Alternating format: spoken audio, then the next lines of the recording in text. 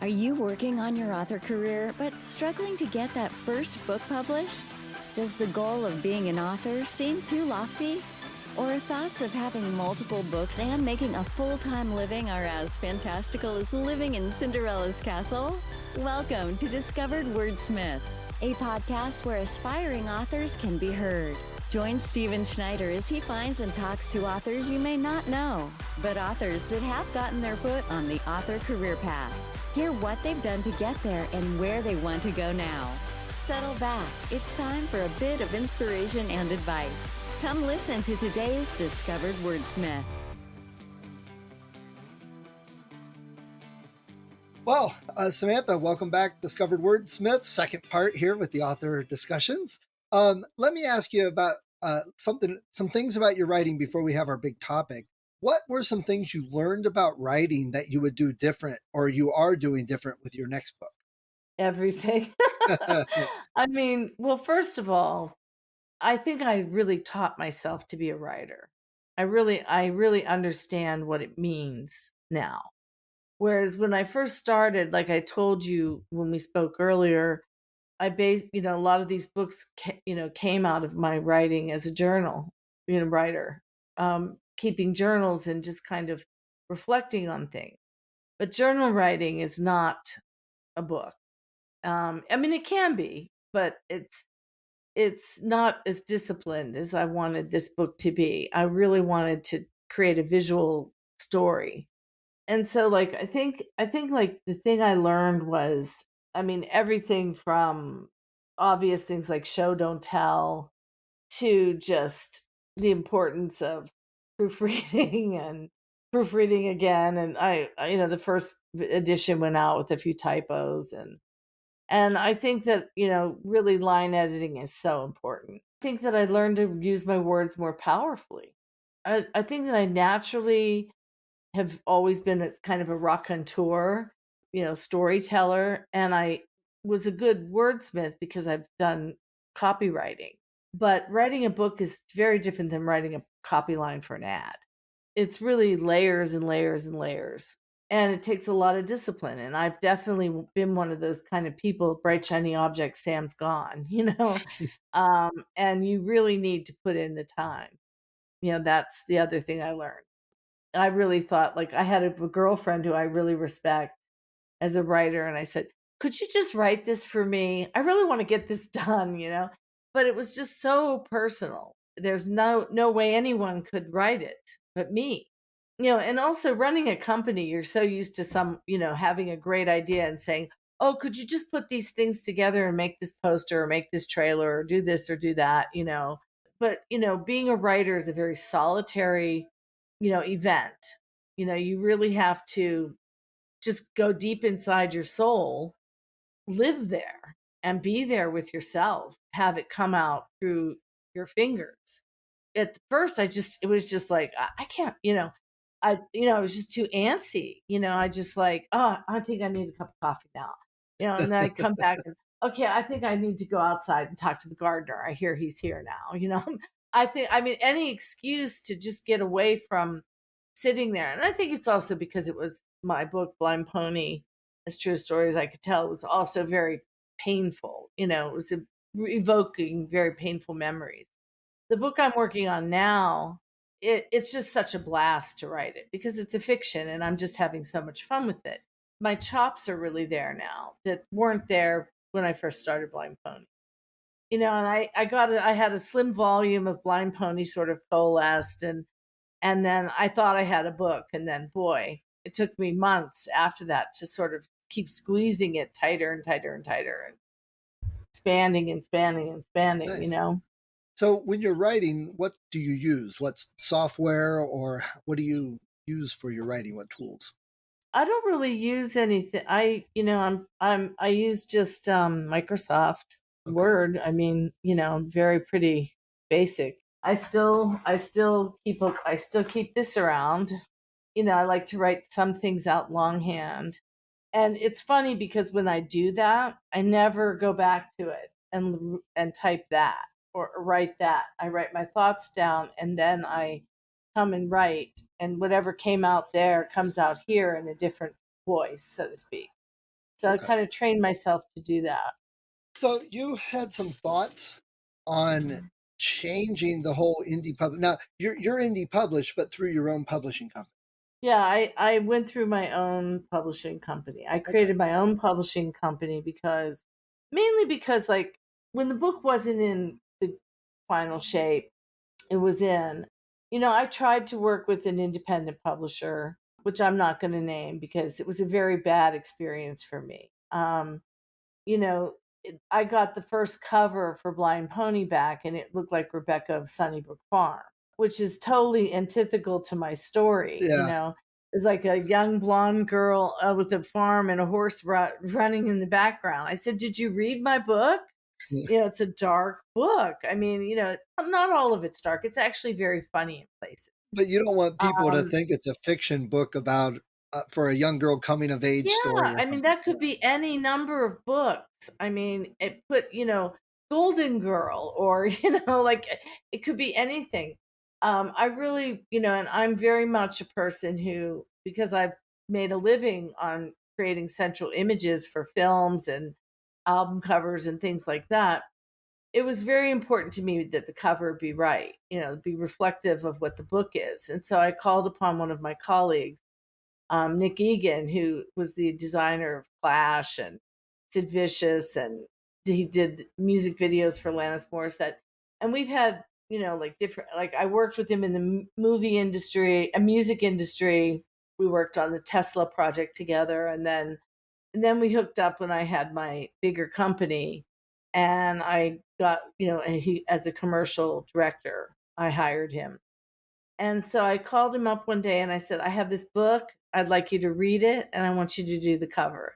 It took him all of reading the scene that's on the cover of the book for him to, like, he just said, I said, that's it. That's the cover. And, I wanted it in kind of a Hockney style. And I said, can you do that? And he said, yep. And it was done like in a day or 2 days.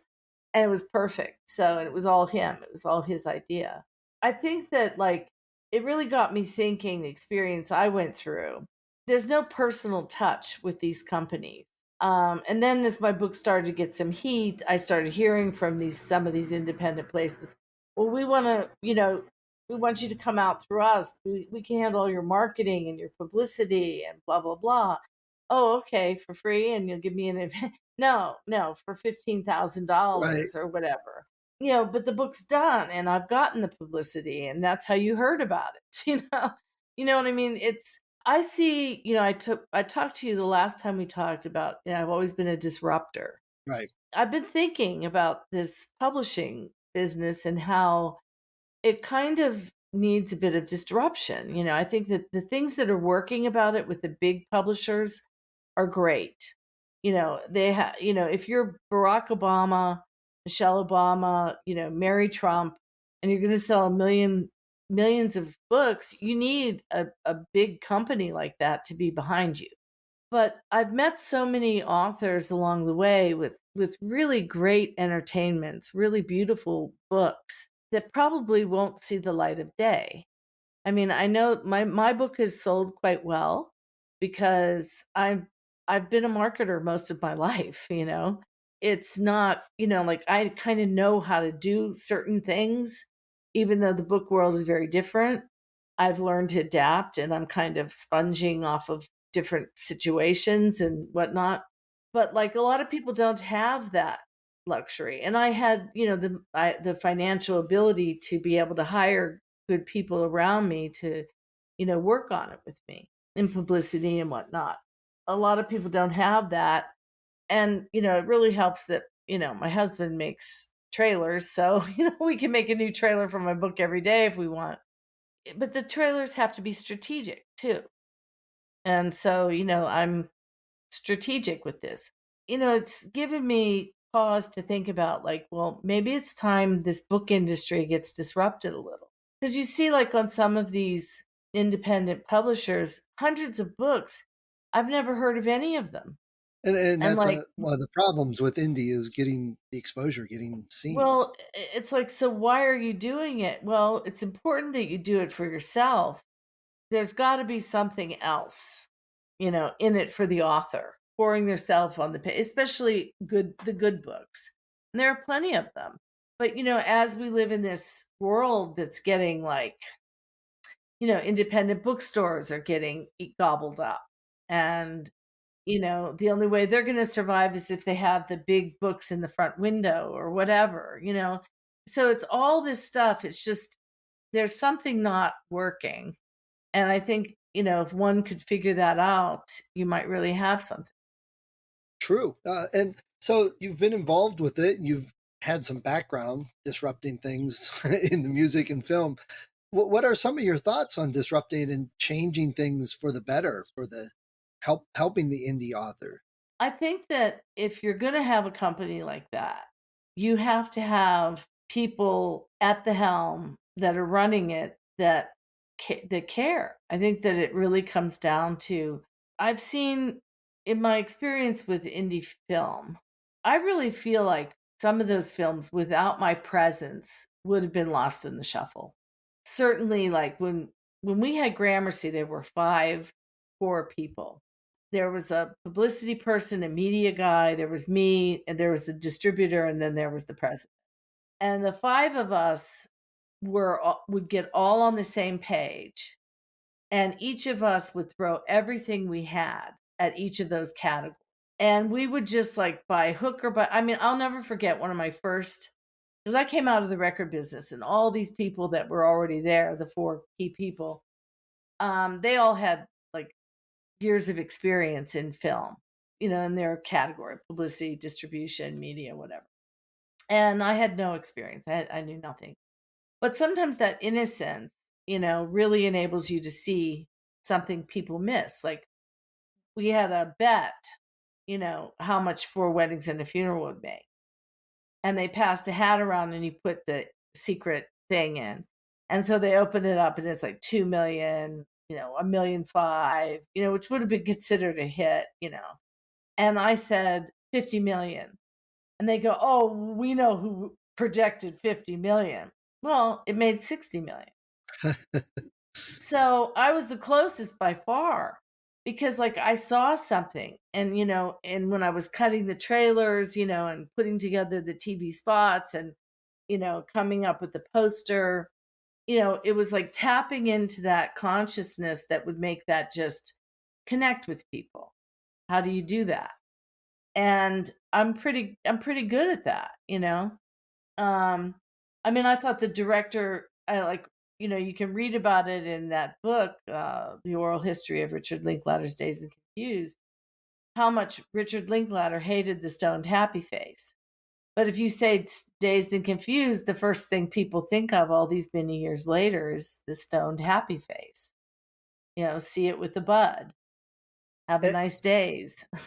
Right. The film everyone will be talking about. I mean, that's super important. And I mean, the point I'm getting is you got to know what reaches the people to market to get the material there. Because I know I've been involved with a lot of authors that, I want my cover to look like this. It has to show this and put this on it. But you look at it and then you have no clue what it is or their title. And you're like, I have no clue what genre this is. And yeah. But then there's the more seasoned authors, indie authors that have been around, and they're saying, people have to know. They have to read your title, look at the book, and know what it's about to be interested. Yeah. And it has to hit them, Yeah. like you just said. Well, I mean, like I learned in the movie business, most directors can't cut their own trailer. Most directors don't know what the central image is. That's why, like on my book, I didn't even try to. I had no clue. I get paid to do that, lots of money, and I didn't know what to put on my cover. And Nick Egan figured it out like as soon as he read the passage in the book where I'm walking down the street in a towel with a turban on my head. That should be the cover. And so, I think that like just, I think that there too many companies are taking in too many books that, maybe they're just doing it for the money. I got back notes from an editor from one of these companies. I wasn't allowed to talk to her. She had to remain anonymous. I didn't know who she was or he. And, and it was like she said that your book is a gift to your family and to the world, which was really amazing to hear, but then very scant on the notes. And I didn't really get much out of it, you know? It was, my best advice to you is this, like, but I didn't feel I got much out of that, what I did.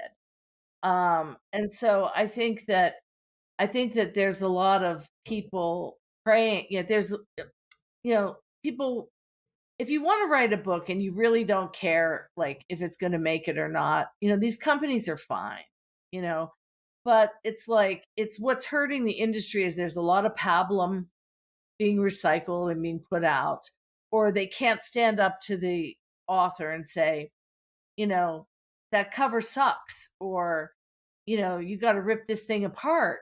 It's not good enough. you know, Go back to the well. These people places aren't going to tell you that because they Right. want to make the money. Exactly. I think from my And observation, so they're kind of preying on people that, have a story in their heart they want to tell. I mean, think about the story of To Kill a Mockingbird, Harper Lee. That editor ripped her to shreds. She said, I don't like the father figure. You have to like that guy, for this to be a hit.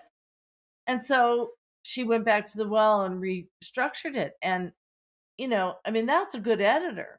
That's something that, every book needs that, my right, book could have used more editing. But, it's like, unless if you're willing, to be honest with an author, I don't think you should be publishing their book. I just think it's weird. I think it's a weird system, like, oh, and it's set up that way because they're bleeding authors dry to make right. money for their companies. And from what I've seen, the traditional author setup with the houses is they give the author an advance and they kind of know what they're doing, take care of it. Like you said, they know where to put how to put the cover so it gets out there. They know what to edit and what people will buy for that genre and their audience and things like that. They take care of a lot of that. Whereas now we have the power for independence. And I think people, some slimy business people, let's say, saw an opportunity. Oh, if we look like a traditional house for these independents, they'll give us, they'll work with us. But like you said, they're not interested in making the book better, helping the book. They're interested in getting the money without any real services. And the It's benefit, it's borderline unethical. I agree. The benefit of being independent is not only do I have control of everything, but I can find the exact best person for each job. I can find the best editor. I can find the best cover artist that sees my viewpoint and all of that. Or if you create a company like that, then you create a company like that where you fight to the tooth and nail. You only pick up the books that you think have a chance, that you really believe in, and then you fight tooth and nail for that book. Like we used to fight tooth and nail for these indie films. Like when I had the challenge of Boys Don't Cry, don't forget that was in the late 90s. Transgender people weren't being talked about or embraced on any level, let alone gay people. I mean, gay people weren't embraced, let alone transgender. So, I was very strategic with that film. And when we bought that film at Sundance, you had to scrape the president of Fox off the ceiling because he was so angry. But guess who was sitting next to Hilary Swank when she won her Oscar? President Fox. I mean, and so it's like, but as a team, we felt like we could lift that film up. And, for my part, like design, coming up with the poster image and the marketing, I fought to have two trailers. I wanted to first go out with a sexy trailer that might just appeal to the gay and lesbian community and debuted it at the Gay and Lesbian Film Festival. Left out Hilary Swank, put Chloe Sevigny front and center because more people can maybe fantasize about kissing a girl than becoming a boy, And then when the trailer came out, it was hard hitting about hate crime. So it was like a two-step process to get to, getting people psychologically on board. And we had a lot of straight people embrace that film. So it wasn't just a marginalized film about a transgendered kid. It wasn't lost in the shuffle. And so I do believe there are a lot of really interesting entertainments and stories and books out there that, under the right umbrella, under the right hands, loving hands, not greedy hands, could really be lifted up. And this whole business, it just makes me laugh. People say, "Well, what's your social media following?" Well, look, my boys are 17. They don't even have social. They don't want to have social media. Does that mean they're not going to be successful?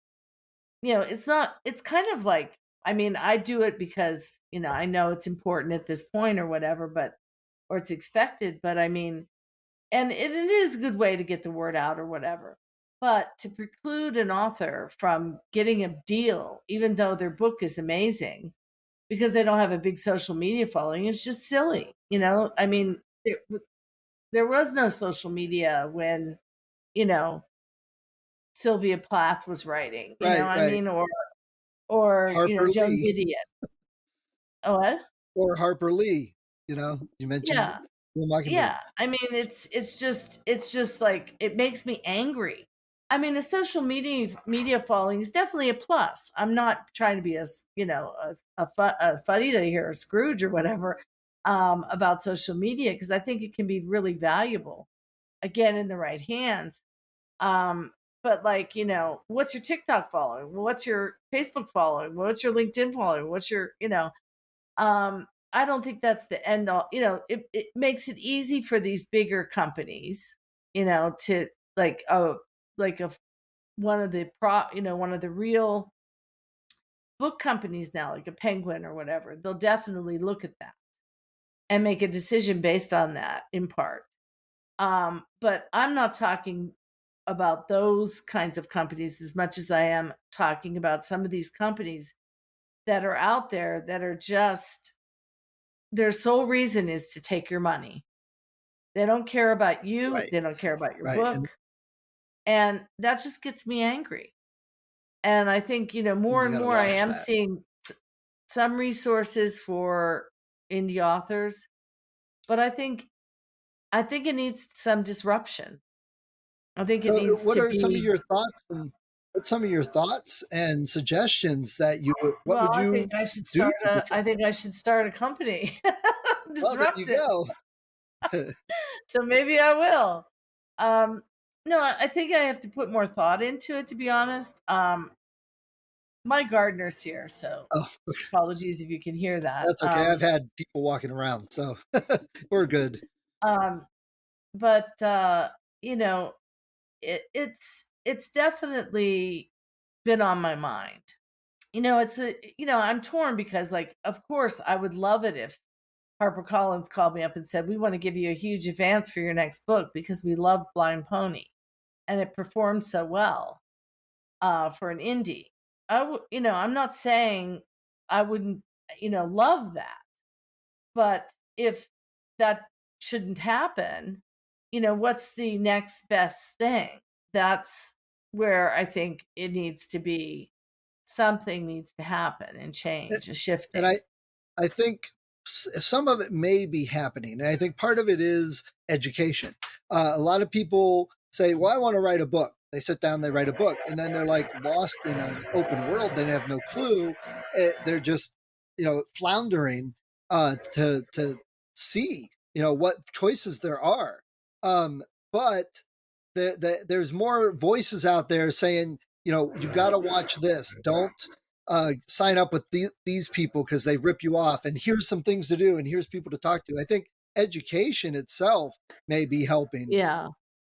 Yeah. I mean, and I think that there should be, and I do see some of these places, I'm getting a lot of emails from different places, that are trying to unite indie authors.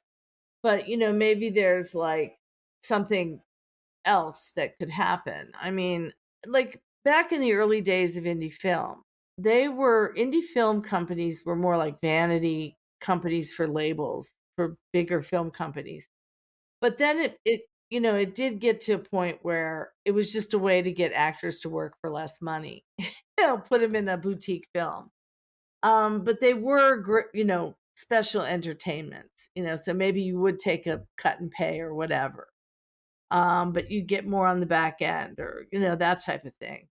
I just think that I don't know. I don't have the answer just at this point, but I do think that there could be a solution here that would be good for everybody. All right. Well, Samantha, before we get going, what would be your advice for new authors? Your top of the mind advice for any new authors that are listening? Find a good editor and find somebody you trust. Maybe ask around people, ask for recommendations, take your time with it, to get it perfected before you. I mean, like I said, I had a couple of typos in my first release that a line editor didn't catch. So, but I think the main thing that advice I would give to any author is commence. Just start writing. Because until you start writing, I mean, the director Steven Soderbergh told me that years ago. Like, he said, if you're trying to do something creative, you just have to start. You just have to commence. Because it's like you can have something in your head for years, and if you don't if you don't commence, it's not going to come out.